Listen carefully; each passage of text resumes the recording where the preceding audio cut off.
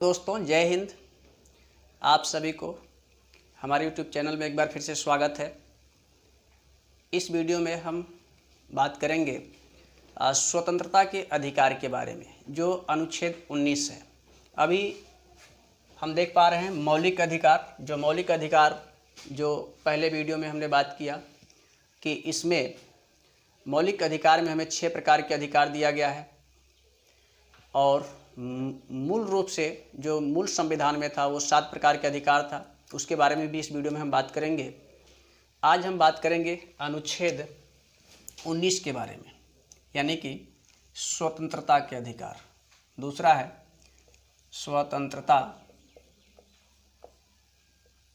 स्वतंत्रता का अधिकार,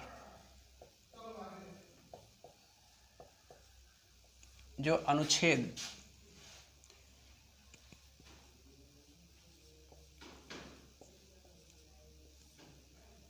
19 से 22 में है। अनुच्छेद 19 से 22 में स्वतंत्रता के अधिकार के बारे में बात किया गया है। इसमें हम बात करेंगे, तो इसमें हम इस वीडियो में बात करेंगे केवल अनुच्छेद 19 के बारे में। अनुच्छेद 19 में जो हमें अधिकार मिले हैं वो किस प्रकार से हैं, तो केवल हम इसमें अनुच्छेद 19 के बारे में बात करेंगे। अनुच्छेद 19 के बारे में। अनुच्छेद 19 में हमें मूल रूप से 7 प्रकार के अधिकार थे। तो अनुच्छेद 19(1) में वाक एवं अभिव्यक्ति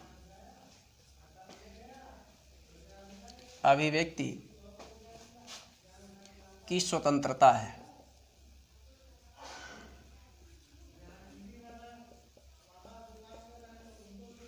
वाक्य एवं अभिव्यक्ति की स्वतंत्रता क्या है? वाक्य एवं अभिव्यक्ति की स्वतंत्रता बोलने की आज़ादी है।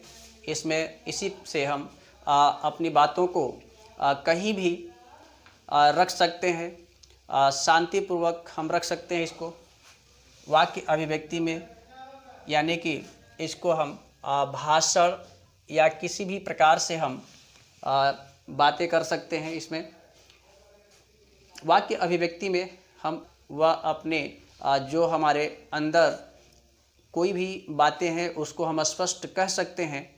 पर इसमें किसी को दूसरा, यानी कि 19(2) में देखें, 19(2) में वाक्य एवं अभिव्यक्ति की स्वतंत्रता के बाद आता है, यानी कि जब आप भाषण देंगे या अपनी बातें रखेंगे तो आप सभा कर सकते हैं। आप सभा करने की आज़ादी भी है। सभा या सम्मेलन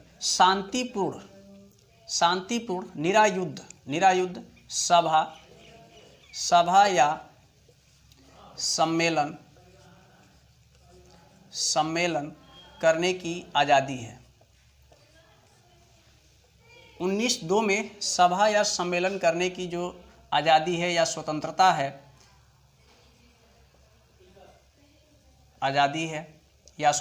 है, जब हम अपनी बातों को रखेंगे तो सभा कर सकते हैं या सम्मेलन कर सकते हैं। इस प्रकार से हम याद कर सकते हैं कि जब हम भाषण देंगे तो हम सभा करेंगे, सभा करने की भी आज़ादी है। इसी प्रकार से अनुच्छेद 19(3) में जब आप सभा करेंगे तो संगठन भी बना सकते हैं। संगठन बनाने की आज़ादी है। संगठन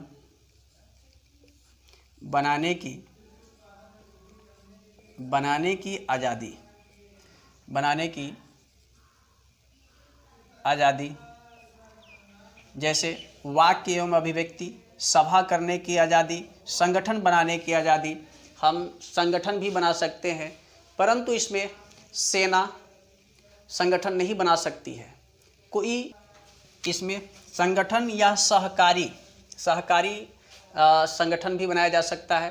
तो इसी अनुच्छेद 19(3) के तहत सहकारी समितियां भी बनाई जा सकती हैं। अब हम बात करेंगे अनुच्छेद 19(4) को। 19(4) में जब आप अपनी अभिव्यक्ति प्रकट करेंगे, सभा करेंगे, सम्मेलन करेंगे, तो संगठन बनाएंगे। संगठन बनाने के बाद आप भ्रमण कर सकते हैं। भ्रमण कर सकते हैं तो भारत के किसी भी, यानी भारत में कहीं भी किसी जगह आप भ्रमण करने की आज़ादी है। इसमें भ्रमण यानी कि घूमने, भ्रमण करने की आज़ादी है। भ्रमण करने की भी आज़ादी है, भ्रमण करने की आज़ादी है। तो इस प्रकार से हमने देखा अनुच्छेद 19(4) में भ्रमण करने की आज़ादी, भ्रमण करने की आज़ादी है। भ्रमण मतलब होता है घूमने की आज़ादी। भारत के किसी भी स्थान पर हम स्वतंत्रतापूर्वक आसानी से निर्बाध रूप से हम भ्रमण कर सकते हैं, परंतु वहाँ पर नहीं भ्रमण कर सकते हैं जहाँ पर पाबंदी लगाई गई हो, जैसे सेना का कानून हो। वहाँ पर हम भ्रमण नहीं कर सकते हैं। जहाँ पर सरकार के द्वारा पाबंदी लगाई गई हो वहाँ पर हम नहीं भ्रमण कर सकते हैं। तो इस प्रकार से हम अनुच्छेद 19(4) में जो भ्रमण करने की आज़ादी है, उन्हीं जगहों पर हम भ्रमण कर सकते हैं या घूम सकते हैं निर्बाध रूप से, जहाँ पर कि इस प्रकार से पाबंदियाँ न लगाई गई हों। उसके बाद हम बात करेंगे अनुच्छेद 19(5) का। अनुच्छेद 19(5) में जब आप भ्रमण करेंगे किसी भी राज्य में या देश के किसी भी भाग में, तो वहाँ पर निर्बाध रूप से आप भ्रमण कर सकते हैं और बस सकते हैं। बसने यानी कि घर बनाने की आज़ादी है। घर बनाने की आज़ादी है, घर बना सकते हैं, रह सकते हैं, निर्बाध रूप से घूम सकते हैं। अब इस प्रकार से हमने देखा कि अनुच्छेद 19(5) में बस जाने की आज़ादी है, यानी कि घर बनाने का, रहने का आज़ादी है। हमारे संविधान में इस प्रकार से भी अनुच्छेद 19(5) में उपबंध किया गया है। अब है अनुच्छेद 19(6). अनुच्छेद 19(6) में जो संपत्ति का अधिकार था, संपत्ति का अधिकार जो था, इसे 44वां संविधान संशोधन, 44वां संविधान संशोधन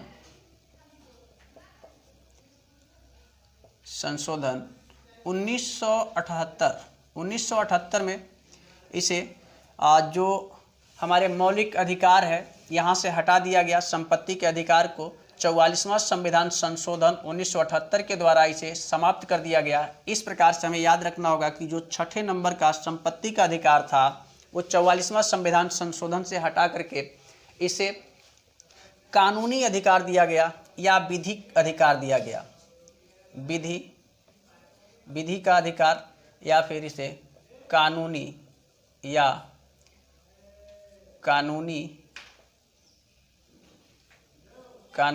अधिकार। तो संपत्ति को केवल हम रख सकते हैं, कानूनी रूप से अपने पास रख सकते हैं, ये अब मौलिक अधिकार में नहीं है। तो इस प्रकार से हमने देखा अनुच्छेद 19(6) के बारे में, जो संपत्ति का अधिकार था, इसे हटा दिया गया। और इसे कहाँ रखा गया? तो संविधान के भाग तो जो संपत्ति का अधिकार है, अब संविधान के भाग 12 और अनुच्छेद 300 क में इसे रख दिया गया। ये अधिकार कानूनी अधिकार या फिर इसे विधि का अधिकार कहेंगे। अब ये मौलिक अधिकार में सम्मिलित नहीं है, तो इसलिए जो अनुच्छेद 19(6) या जो संविधान में अनुच्छेद 31 था, अनुच्छेद 31 जिसमें संपत्ति का अधिकार था, उसे हटा करके किस में रख दिया गया? अब विधिक अधिकार या कानूनी अधिकार जो संविधान के भाग 12 और अनुच्छेद 300 क में रख दिया गया।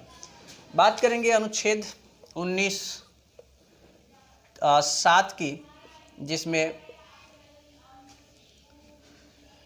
व्यापार करने का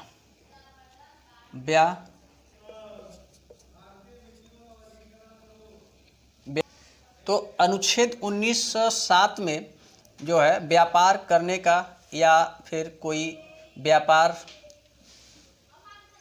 या रोजगार करने का अधिकार है, या फिर इसे हम वृत्ति भी बोलते हैं, वृत्ति करने का अधिकार। तो इस प्रकार से जो स्वतंत्रता के अधिकार अनुच्छेद 19 है, ये खुद ही इसमें 7 प्रकार के अधिकार था। अब इसमें जो आज है इसमें 6 प्रकार के अधिकार हैं, इसमें 6 प्रकार के अधिकार है। तो इस प्रकार से ये अनुच्छेद 19(6) जब हट जाएगा तो इसके जगह ले लेगा अनुच्छेद 19(7), जो व्यापार करने का, रोजगार करने का या वृत्ति, इस प्रकार से भी अधिकार को सम्मिलित किया गया है। तो पहले में हमें याद रखना होगा कि अनुच्छेद 19 में स्वतंत्रता का जो अधिकार दिया गया है, वाक्य या अभिव्यक्ति की स्वतंत्रता, सभा सम्मेलन करने का अधिकार, संगठन बनाने का अधिकार, भ्रमण करने का अधिकार, घर बनाने का अधिकार या रखने का अधिकार, और 6वां है व्यापार, रोजगार या किसी भी प्रकार का हम रोजगार कर सकते हैं, वृत्ति कर सकते हैं, व्यापार कर सकते हैं। तो इस प्रकार से आज हमने इस वीडियो में देखा जो आर्टिकल 19 है या अनुच्छेद 19 है, इसके बारे में। इस प्रकार के वीडियो को देखने के लिए आपको बहुत बहुत धन्यवाद। मिलते हैं अगले वीडियो में अनुच्छेद 20, 21 और 22 को लेकर के। तब तक के लिए आप सभी को जय हिंद,